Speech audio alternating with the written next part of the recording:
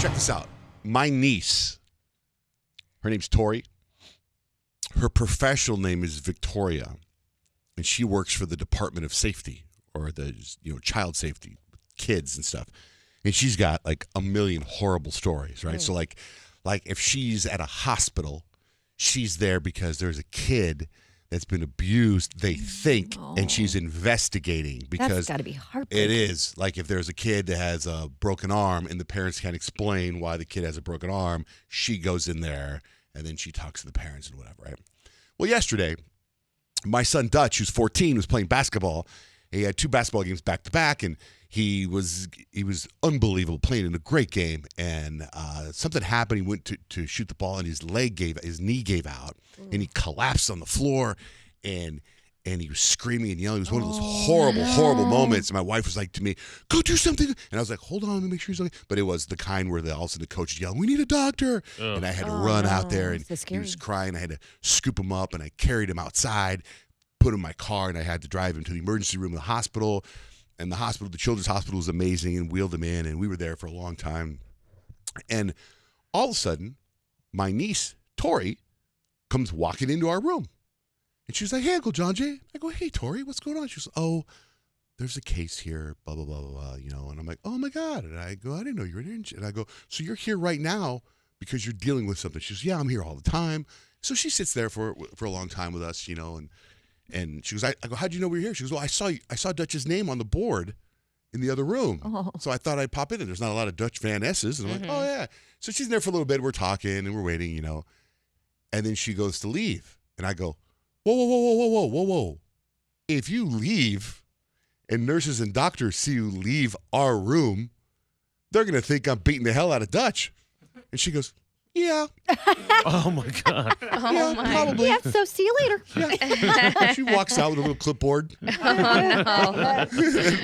then I'm like, and then people kept walking by our room, like nurses and other, like whatever, nurses, RNs, and walk by, and I'd be like, no, that's my niece. Hey, they're giving you that look. Just want you guys to know that this is my niece that's volunteering here, that works here, and she's came to visit my son. Everything's good. Everything's fine. Basketball injury. Nothing. I can explain his injury. Let me just explain. There are witnesses that saw the injury happen. I was nowhere near. At least you weren't on her clipboard. I know. I thought you were going to say, "I have a case." It's you. Yeah. I thought she was going to be like, "I'm sorry, Uncle, but I have to ask you these questions." Yeah. Dutch is like, "Dad." I go, "Shut up! You hurt yourself to play basketball." That's where you do the Dane Cook over and over again. I was in the bleachers, and I saw he got hurt, and I came down. On the wait, Pat. So is he okay? I don't know. He was there till 1 o'clock in the morning. Oh. Blake and I had to switch. I was there till like 10, and then she came in, and then I went to bed. When I got up this morning, she had texted me so we have to get X-rays and MRIs and stuff, and we don't know. We don't know what happened. But he's and then I got up this morning, and he was like in bed.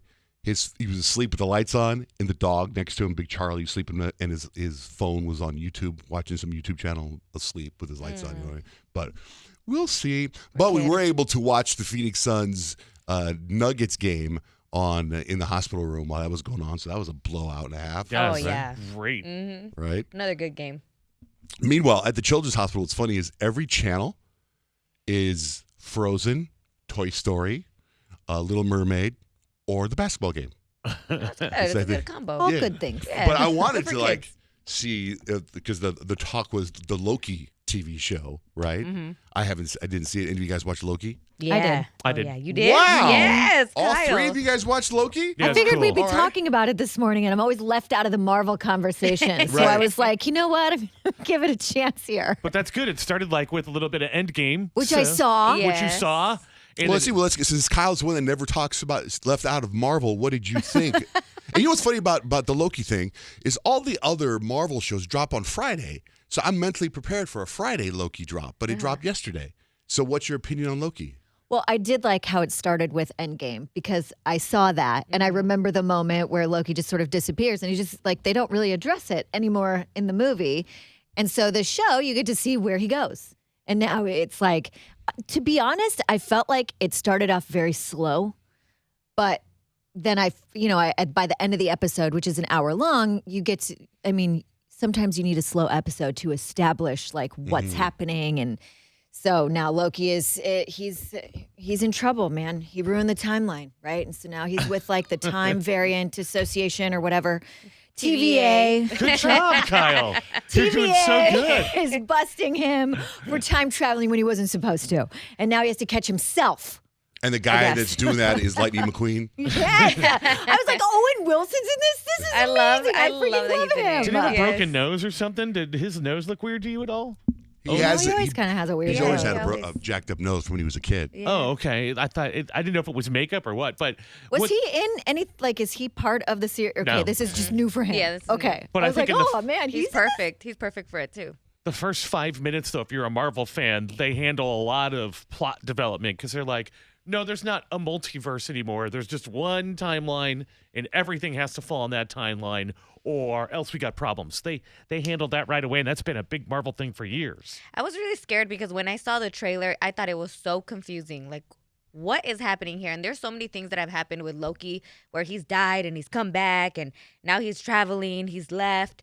And I think this show, this first episode, did a really good job explaining what's going on with Loki right now. Like how there is one timeline, these variants, or not variants, but the TVA, they know exactly what's happened in your past, what's happened in your future, how things are going to end. And for Loki to go out of place, and they're trying to explain to him, like, you can't do this. Why are you the way you are? They, like, sit him down and question him. I think it did a really good job of explaining what's going on. It's good. I can't wait to watch it. You'll love it. I think it's the best Marvel to TV show. I like it better than Falcon. I like it better than WandaVision so far. There were a couple articles saying that this was going to be the most important in the MCU, like for the future shows and movies. That's good.